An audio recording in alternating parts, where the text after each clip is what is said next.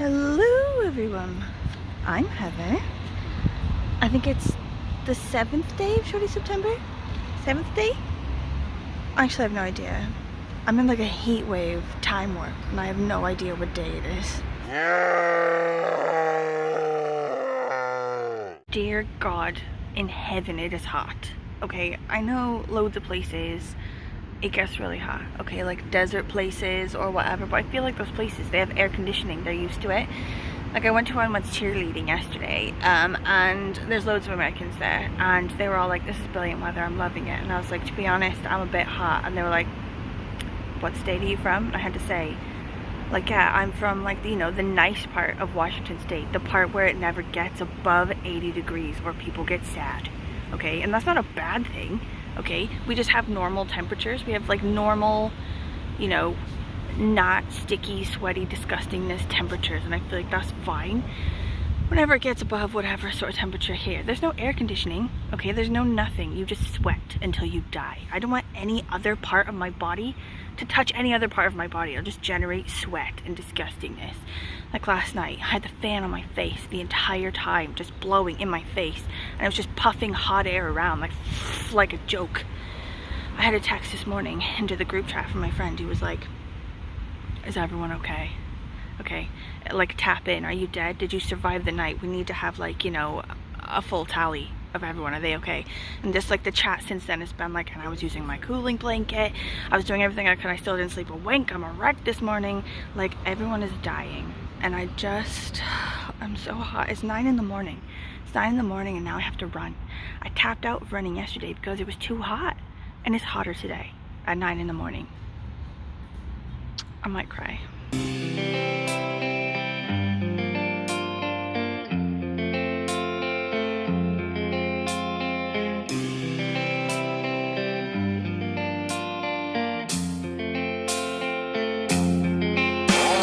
I'm dead. I'm deceased. It's over. Oh my God. So hot. Oh, is that you, God? Luke, I am your father. So, today's book, Open Water. I really want to read this, and I don't want to be rushed reading it. I want to read it, okay? And today, it's already past lunchtime, and I'm on chapter 3, which actually seems like it's farther than it is. It's really page 9. And I can tell that it's going to be like quite poetic. Like, I've not read this author before, but I've heard good things. I've heard that the writing is good, and I can tell that it's going to be the kind of writing you can't just blow through, you know, you got to sort of think about it. So now I'm a bit stressed. Like, I'm stressed about work already. Stupid work. And I'm also a little bit stressed about this book because I'm not sure I'm gonna have enough time to read it all the way, not stressed, between now, lunchtime, and when I have to meet friends at 5 o'clock in town for drinks. It's like my friend's uncle's birthday. It's a weird thing, but it's gonna be fun. I'm excited. Okay, but 5 o'clock, so it means I have to leave here on my bike hauling ass 10 to 5. So what time is it now? I don't know, 12 something. Less than 4 hours, basically, pretty much, to read this, but also do work and also eat food. Maybe take Maisie somewhere. Oh my God, there's not enough time. Also, I wonder if there's an audiobook. Because if there's an audiobook of this, I could do it tomorrow while running. Like, I've got to do like a 10-mile run tomorrow, and I need an audiobook to do it in.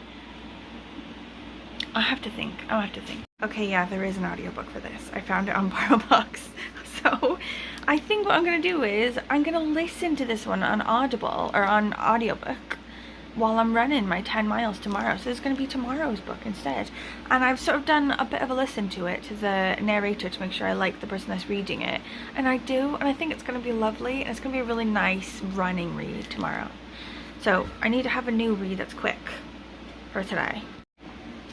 I'm going to go with Hidden Depths. Please don't judge me here, okay? I'm in a delicate place. Okay? This one is about like Cantra Gwaelod. It's like a fantasy sci-fi sort of thing about Cantra Gwaelod, which is like a Welsh legend version of Atlantis. So it's like a town that existed in, like, on the edge of the sea, and the sea has like taken over Cantor Gwaelod.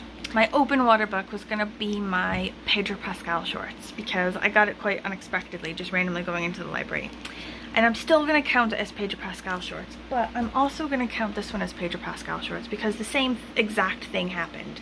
I went into the library looking for something completely different and just randomly saw, oh look, this looks like a shorty and it's cute. And then I got that just randomly, unexpectedly. But that's gonna be 2 books for that prompt. But since I'm gonna have at least 2 books for each prompt in the end anyway, I'm just sort of getting a jump on it, hopefully. Like, that's the plan. Okay, onward. Please drop metal collection in your area today. We take any scrap metal away. Maisie, what are you looking at? Yeah. Silly girl.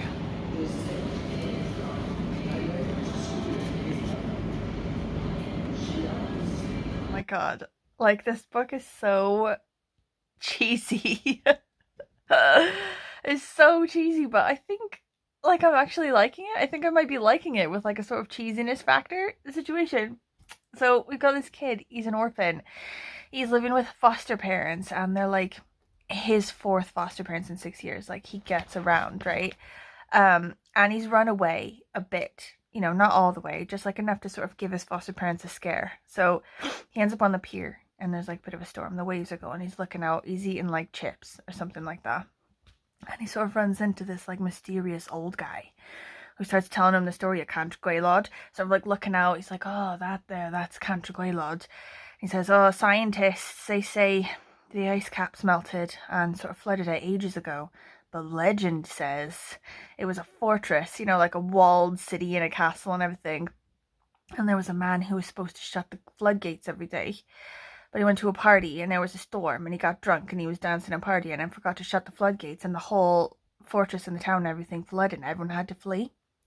And he's like telling him a story or whatever, but he's also like, you know, like giving him lessons about life. He's like, Reese, it's not about where you make your home, it's about who you make your home with, and like all that sort of bullshit. And the kid's like, that was weird, how do you know my name? Like, I bet he's a teacher. Like, I bet my foster parents like sent him here to send me home, blah blah. Anyway, he's walking home from that, and I see something weird like flying in the sky. Like, I don't know, some sort of sci-fi thing. I don't know, like it went from fantasy to sci-fi like real quick.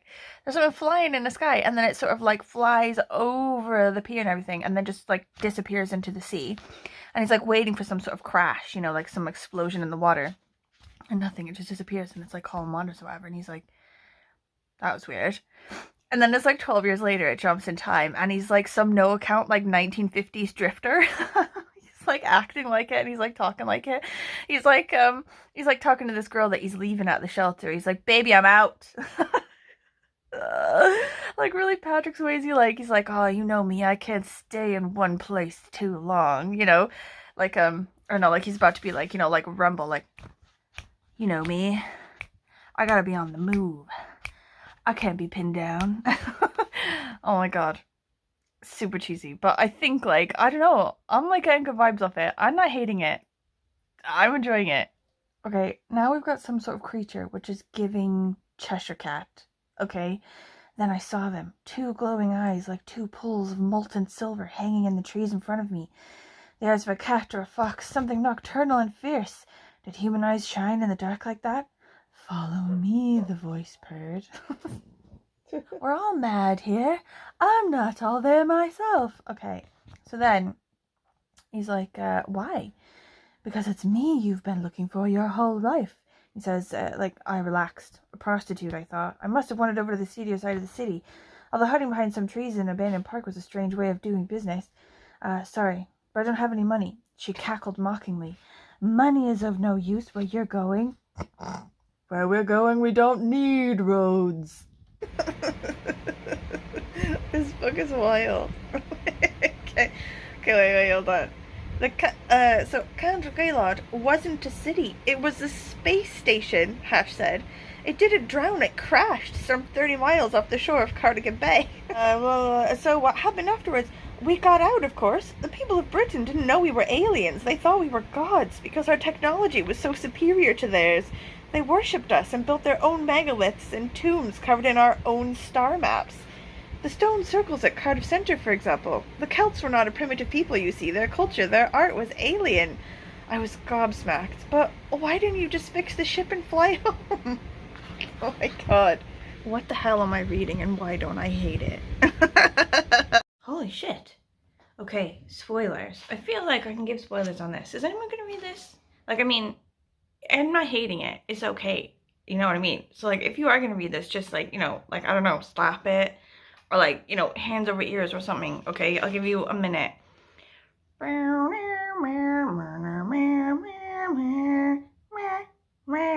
Okay, enough of that. So, two guys, okay? We got the first guy who's the main guy. He's just been introduced to living in this, like, weird alien community underneath the water that's apparently crash landed there thousands of years ago. Okay? Something about saving humanity. I don't know. I still don't get it, okay? He's just been implanted with some sort of chip to help him speak Welsh because the underwater community speaks Welsh, which is fair, okay? Can't agree, a lot of people should speak Welsh. I'm not sure they should be aliens, but, like, Welsh-speaking aliens, that's fucking cool, okay? So he's just been introduced to his roommate, and the roommate's like, oh, hey, you know, like, what job do you have? And the guy's like, oh, I've been assigned to building or whatever. And he's like, what do you do? And the guy's like, can't tell you. It's like being really shady, right? He finally gets it out of him. They have to go into the bathroom, turn the shower on. He's like, right, this is the only place we can talk without them knowing what I'm saying, okay? I work in the elimination department. And the new guy's like, the fuck? The fuck is that? Why is that a secret? And he's like, because they told you could eventually go home if you wanted to. And he was like, what do you mean I can't go home? He told me I could go home. He's like, you can't go home. Once you make the decision to live here, they're not going to tell you we have an elimination department till after you make the decision to live here, and then you're stuck here. So I don't know what the elimination department is, but it sounds pretty fucking badass. Like, we're getting a bit 1984 territory. Like fantasy Atlantis 1984 with aliens and Welsh. My bike chain jumped its track again. And now I feel really sad. Like Anwen, when I told her we gotta get a new bike, she cried last night. And then like helped me look for new ones. I was crying the whole time. Like, Arnold, he's a good bike. Okay, we've bonded with him. He's like our dog. And now I'm just wondering, like, how much would it cost to just give him like a complete reworking, like a new chain and everything, like new mechanisms, new gears, new everything. Like if it would be less than £300, like it would still be worth it. Like a new bike's gonna cost me like at least $250. I feel really sad, but that was super annoying. I don't want that to ever happen again because I'm always late for things and I show up looking like gross.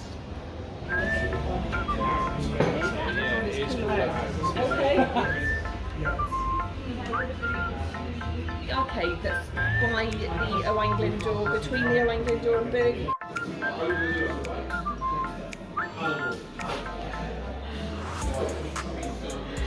Sorry.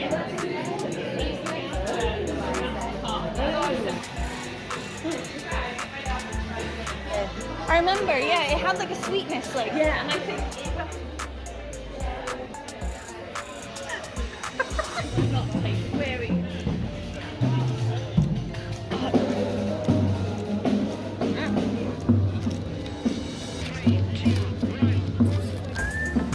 Guys, I think today's video is gonna be a bit late. I stayed out drinking more than I meant to, for longer than I meant to. I still have to go home now, finish my book, film the wrap up of the book, upload it, edit it, do all the shit. Guys, I think it's gonna be a late one. I may have potentially fucked this up. Also, my bike light has been stolen again. Cardiff, man. Like, it's not a violent city, okay? It's like a biggish city, but I've been in sort of the roughest parts of Cardiff. And I've never felt like in fear for my life. I've never felt like something violent is gonna happen to me. Fucking hell, anything you own that's not literally nailed to the floor, someone's gonna take that shit. Petty theft in Cardiff is obscene. Like, why? I got this bike light and like a pack of 4 for £1. Like, it costs less than £1. Why did you steal that? It's like the whole of Cardiff has kleptomania. Like, you don't even know why you stole it. You just did. Hey! Yeah? Do you want some fries? Yeah? Okay, we'll have them now. Maisie, you want some fries? Good girl. Creatures of Earth, said the dragon, huskily. I will only say this once, so pay attention. I am Drachvolga Bolorembus, Emperor of Dragons. Know that we could destroy your planet with the touch of a button if we so wished. It blew smoke and sparks from its huge nostrils. 2 days ago, a terrorist agents landed on your planet. Holy shit, now it's like a Welsh Men in Black.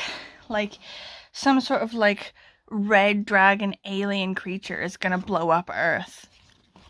It just keeps getting better. Okay, I have finished it. I'm not gonna give it any more sort of spoilers because I actually feel like I did enjoy it. I really liked it. And, like, I don't want to give away the ending. Like, the ending is really sort of, like, I don't know, I like it. It's really nice.